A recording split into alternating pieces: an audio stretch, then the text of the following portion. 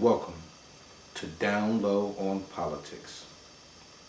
Down Low on Politics is going to try to help the average person understand the political process and the state of affairs concerning politics and how they would directly affect these particular people. We're going to be doing this through a question and answer form. Now, my name is Raymond Spencer, and I'm your host for Down Low on Politics. Through doing my homework, I'm wondering how many people actually understand what's going on in the political process. How many people from Newark, East Orange, Irvington, and the surrounding areas, in the low-lying areas, how many of them really understand what's going on? I'd like to know. So, I watch Chris Matthews, Keith Olbermann, I like the Rachel Maddow, Pat Buchanan, Chuck Todd. There's quite a few of these reporters. Anderson Cooper is very good. The Democratic Party is one of two major political parties in the United States. It is the oldest political party in continuous operation in the United States, and it is one of the oldest parties in the world. Okay? Now, the Democratic Party traces its origins to the Democratic Republican Party founded by Thomas Jefferson, James Madison, and other influential opponents of the Federalists in 1792. However, the modern Democratic Party truly arose in the 1830s with the election of Andrew Jackson. Since the division of the Republican Party in the election of 1912, it has consistently positioned itself to the left of the Republican Party in economic issues and libertarian on social matters.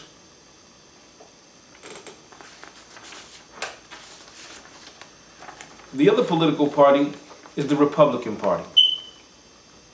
The Republican Party is one of the two major contemporary political parties in the United States, along with the Democratic Party, of course. It is often referred to as the Grand Old Party, or the GOP. So when you hear these newscasters speak about the GOP, they're always referring to the Republicans. Okay? Have to keep up with the acronyms. Okay. The GOP, or the Republican Party, was founded in 1854 by an anti-slavery expansion activist and modernizers. The Republican Party quickly surpassed the Whig Party as the political opposition to the Democratic Party.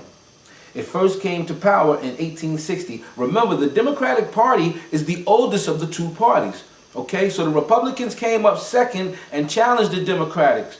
Okay, the Democrats were running things, and then these guys didn't like the way they were doing it, so they wanted a chance to run things, so they held the election, and eventually the Republicans beat them too. Those are the two parties, right? Okay, now we have John McCain is the candidate of the Republican Party, okay? John McCain initially was running on experience.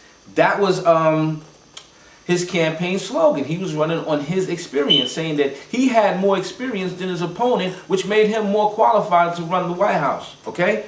Now, then you have the Democratic Party. The Democratic Party is represented by Barack Obama, okay? Now, there's a lot of significance in this election because of the candidates and their running mates. Again, John McCain, the candidate for the Republican Party, his running mate, his vice presidential nominee is Sarah Palin, okay?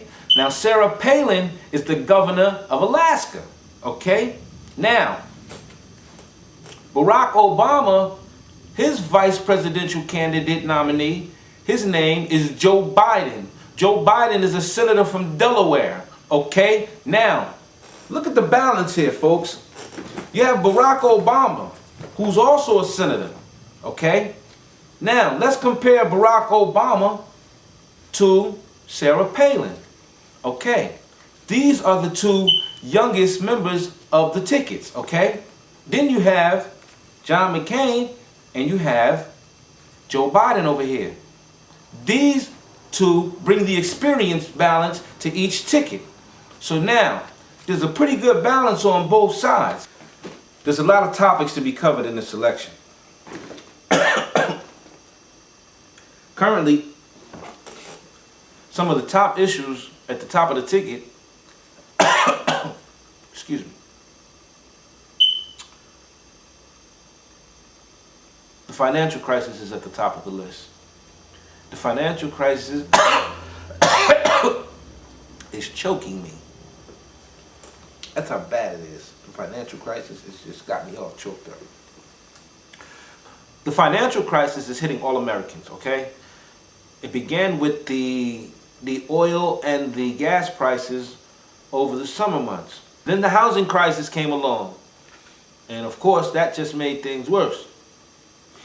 But the housing crisis is what really seems to send things into a tailspin, and it's affecting everyone, okay? The economy is very bad right now. They're saying we're almost in a recession. They're saying if things aren't handled properly, we will be headed into a depression. So what do? We inform ourselves. We find out the real information, and we make a better decision for ourselves, okay? We have to know who's coming into the White House, okay? So it's not just a fly-by-night thing. It's not something you can do a crash course in. Well, it's not something that you want to do that way. You should be informed. Health care for all Americans. Is that a great thing? Who knows? How about the government giving you money so that you can buy you a health care plan? And then taxing that health plan? I don't know. See, these are the questions that you need to know about. So you want to know what each candidate is saying about this particular thing. Foreign policy. Where do we stand? Who's our friends? Okay? Who should we be helping? Who shouldn't we be helping? Okay? You should be informed about these things. Let's pick the next president, somebody that's going to do something for us, and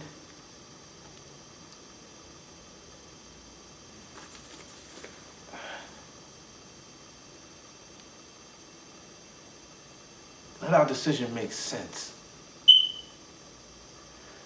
Let our decision make sense to the point where you can explain it to the guy standing next to you. You can explain it to the lady upstairs.